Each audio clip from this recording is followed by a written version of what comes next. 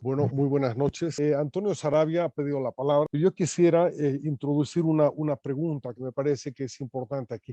Primero un comentario y luego una pregunta. El comentario es el siguiente. Evidentemente el populismo fue tradicionalmente un proceso de inclusión política.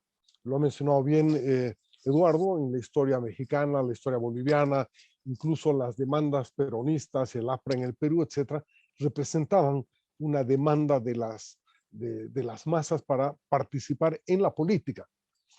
Sin embargo, aquí se ha hecho referencia a la inclusión en el mercado, ¿no? Y suele plantearse además como la principal transformación lograda por el MAS, pero obviamente no dependía del MAS, esta ampliación del mercado que se ha dado, que ha dependido muchísimo de la bonanza exportadora generada no por el MAS, sino por las inversiones y por la manera en que nos hemos vinculado al mundo global a partir de los años, fines de los 80, incluso desde la propia nueva política económica de los años 85 y el ajuste estructural. Entonces, me parece que no es lógico atribuir al populismo lo que es el resultado del mercado y de la expansión del mercado. Parece que esta es una confusión que valdría la pena reflexionar o despejar.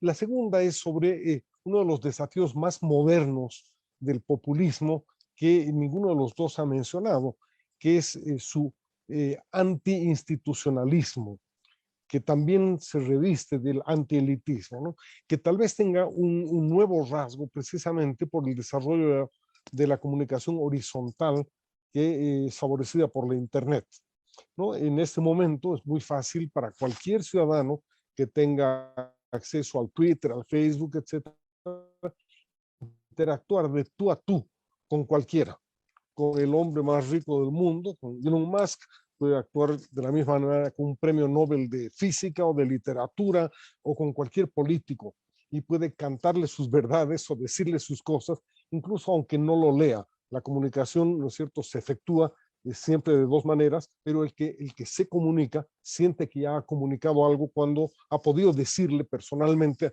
a Joe Biden o a Barack Obama o a Evo Morales algo relacionado a su comportamiento, ¿no es cierto? Entonces, hay una horizontalidad que rompe de alguna manera la estructura jerárquica de las élites políticas, intelectuales, científicas, artísticas, lo que se quiera, que de alguna manera también contribuye, ¿no es cierto?, a dar esta sensación de que la horizontalidad plena y absoluta es posible y que las instituciones no sirven mucho, las mediaciones sirven menos todavía.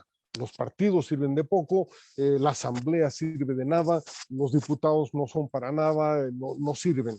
Y empezamos a vivir un mundo, un ambiente, alguien lo ha llamado un ambiente populista, que tiene también su base en las nuevas tecnologías. Yo quisiera una reflexión de ustedes sobre este tema, así que le voy a ceder la palabra a Antonio Sarabia, adelante. Buenas noches. Para mí el populismo es la negación de la política, ¿no? Es decir, es la némesis de la política. La política entendida como la batalla de ideas, como la batalla responsable, seria de ideas que puedan mejorar la vida de la gente.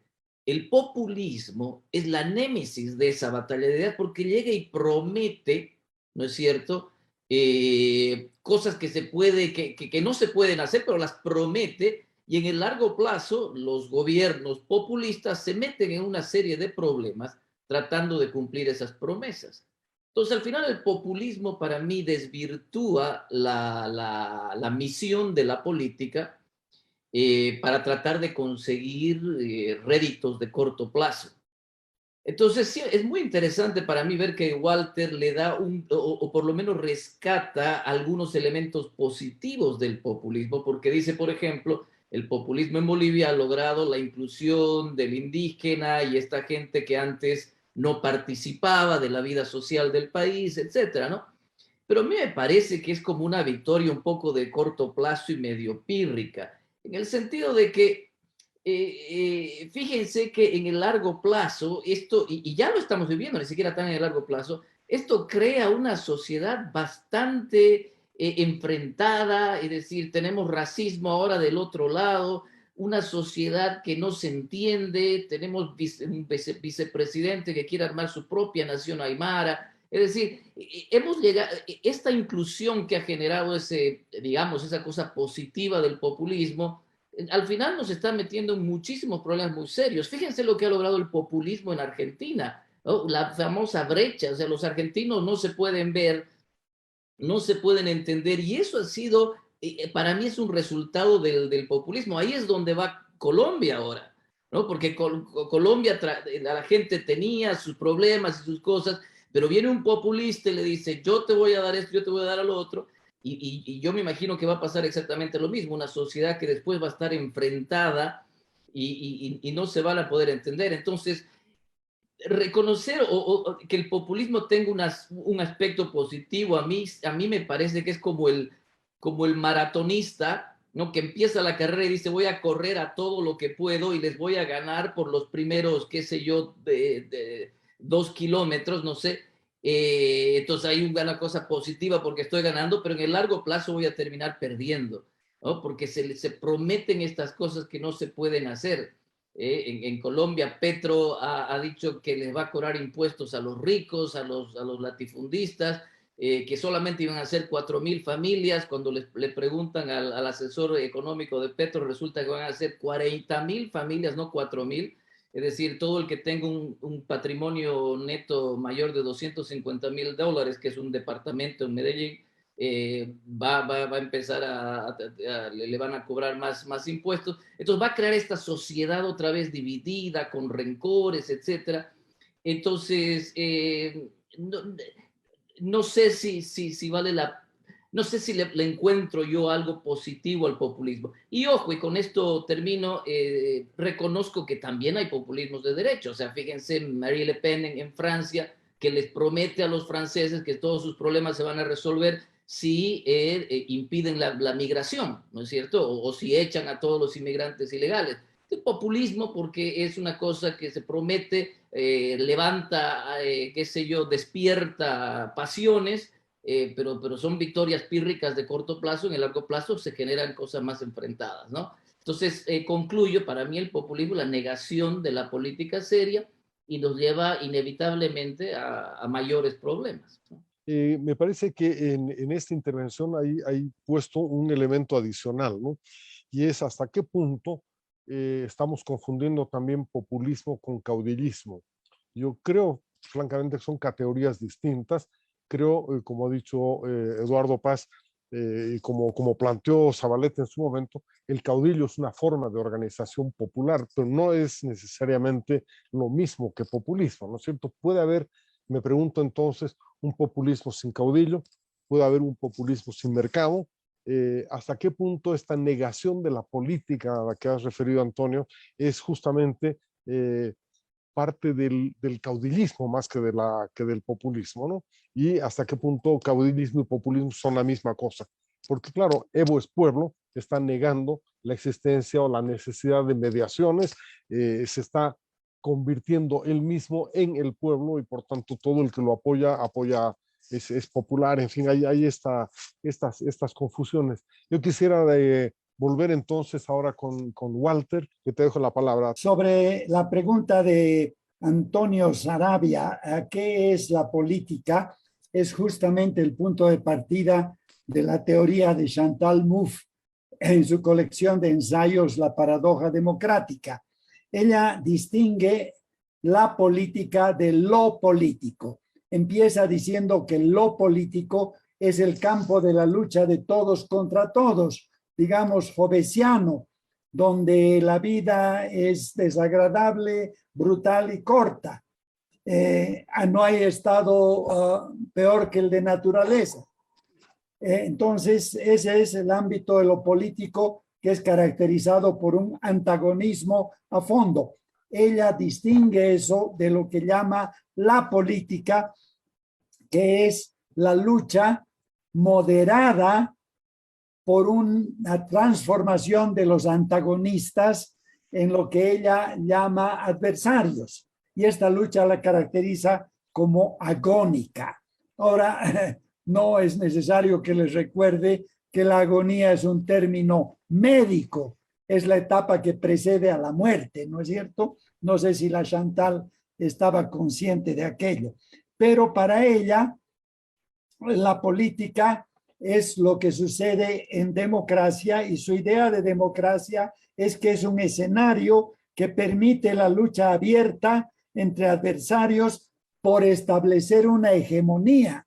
Y una hegemonía es una forma de dominación basada en una correlación de fuerzas favorable a una de las partes. Estos teóricos admiten que cualquier momento se puede volcar la tortilla y la derecha, digamos, puede volver a establecer su propia correlación de fuerzas y su propia hegemonía. Son cuestiones que tienen ecos del teórico italiano Gramsci. Lo interesante filosóficamente de la idea de la Chantal Mouffe es que ella concibe la democracia como algo que se constituye de un instante en otro instante por la naturaleza de la lucha de los adversarios. Esa es la democracia para ella.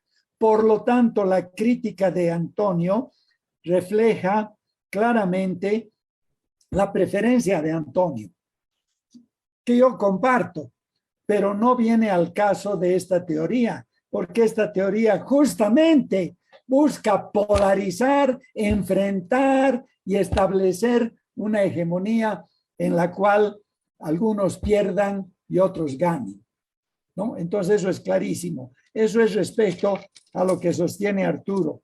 Respecto a los comentarios de Roberto, rápidamente, la ampliación del mercado tiene que ver con la catarata de recursos que llegó a Bolivia, pero esa catarata le llegó a Brasil, le llegó también a la Argentina, le llegó a Venezuela, y no hubo un Arce Catacora en esos países que dirigiera de una manera casi keynesiana, querido Roberto, estos recursos a la ampliación de la demanda. No lo digo por admirar al economista Arce Catacora o al masismo, sino simplemente porque me interesa que seamos objetivos. En cuanto a la comunicación horizontal fomentada por Internet, esto es un fenómeno brutal que tiene muchos daños para la democracia. Estos dispositivos de like y de share lo que promueven es, fomentan extremos desaforados y poco informados. O sea, los participantes dicen cualquier cosa. Esto es algo que está dañando terriblemente la gestión de Joe Biden en Estados Unidos. Los jóvenes más radicales de su propio partido, el Partido Demócrata, viven acusando de cuestiones totalmente desorbitadas que no tienen nada que ver con la gestión de Biden y entran en un círculo vicioso fomentado por los automatismos del Internet, en una especie de cápsulas totalmente dañinas que por supuesto también caracterizan principalmente a los que apoyan a Donald Trump, ¿no? Entonces este es un desafío pendiente para la democracia, cómo defenderse de estas nuevas tecnologías. Evidentemente no hemos superado en Bolivia, volviendo al tema principal, la etapa del caudillismo. El hecho de que seamos infantes en pañales no quiere decir que debamos pensar que esa es la condición superior y definitiva de nuestro pueblo. Yo no comparto esa visión paternalista de las cosas. Por supuesto, en este momento, según Zavaleta, el caudillismo, que tiene una vinculación estructural con el populismo, es la forma organizativa de las masas, pero de las masas. Las masas no están compuestas de ciudadanos, están compuestas de ovejas que requieren un pastor, ¿no? Las masas requieren un pastor, ese pastor es un caudillo y es un caudillo populista porque tiene un discurso que encanta a esas ovejas, ¿no? Entonces, Tenemos un sociólogo en Bolivia que dice que ha terminado la etapa de lo nacional popular y de la revolución nacional y que se ha abierto la etapa de la ciudadanía. Dice muy bien de ese sociólogo, esto responde a un buen deseo, pero la realidad es que nuestra cultura política dista mucho todavía de ser una cultura política de ciudadanos y tiene mucho que ver con que estamos todavía en pañales. Pero yo no creo que deberíamos, ¿no es cierto?, tener el oportunismo de los políticos de fomentar a un pueblo de bebés en pañales o de ovejas solamente para hacernos del poder. En cuanto a las observaciones de Montenegro, obviamente cuando vemos la Revolución Nacional podemos verla con el lente que nos plazca. Y el lente del masismo se enfoca en Montenegro, patria versus antipatria, el principal ideólogo de la Revolución Nacional. Ignora al ideólogo que dijo el comunismo y el nazismo son dos ideologías que no se aplican a la realidad boliviana. Lo que se aplica a la realidad boliviana es el nacionalismo revolucionario en el contexto de la democracia representativa. Lo pueden leer en un folleto llamado Teoría, Medios y Fines de la Revolución Nacional, también conocido como la tesis de Ayopaya, que fue publicado por mi padre después de la Segunda Guerra Mundial, ¿no? Entonces, es pues nomás el caso que la Revolución Nacional es una corriente en la que había distintos tipos de sectores y obviamente había un sector populista, caudillista, encabezado por Lechín, que un momento dado era al mismo tiempo el ministro de Minas de Paz Estensoro y el principal opositor a Paz Estensoro como el dirigente de la Central Obrera Boliviana, las dos cosas simultáneamente, ¿no? Bueno, son cuestiones históricas que vale la pena ver con mayor detalle, tal vez en otra ocasión. Voy a ceder la palabra a Eduardo Paz, que lo que me queda en el tintero y no me parece que se ha respondido todavía es la relación del populismo con las instituciones y la relación de la democracia con las instituciones, porque la democracia no es solamente la participación política, ¿no es cierto? Es también el respeto a la ley, es el Estado de Derecho. Y me parece que ese es un tema clave que diferencia un gesto populista que es fundamentalmente basado en la acción directa de las masas, en la ausencia de intermediación y el rechazo a la intermediación frente a la democracia que justamente se basa en la vigencia de esas intermediaciones institucionalizadas. Le cedo la palabra a Eduardo Paz. Muchísimas gracias. Hay un detalle, digamos, sobre las cosas que se habla entre, digamos, los sociólogos que somos más próximos a analizar la dinámica del MAS y que, claro, participamos bastante menos en lo que es la reyerta, digamos, del MAS contra la oposición.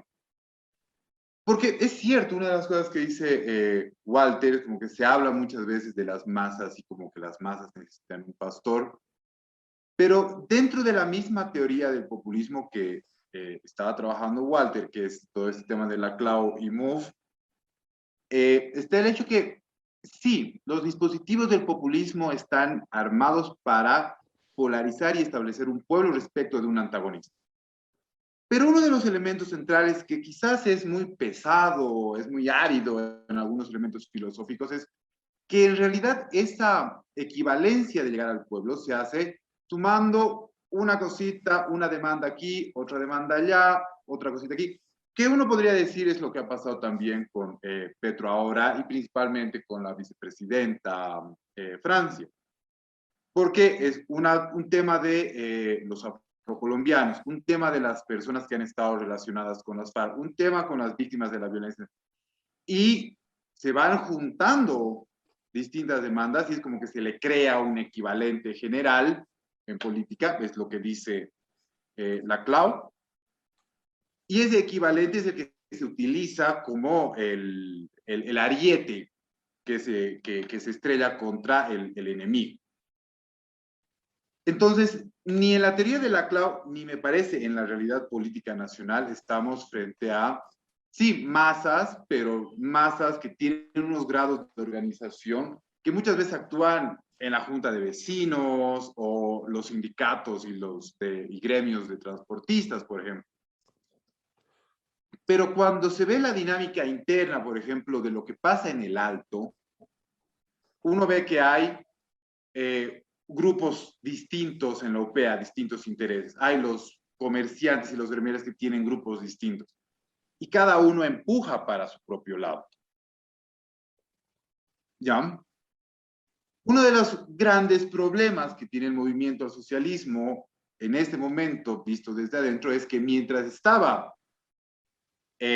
justamente Evo Morales tenía esa función de caudillo tan fuerte que realmente él podía agarrar la torta, cortar y distribuir y hacer que la gente acepte lo que le estaba tocando.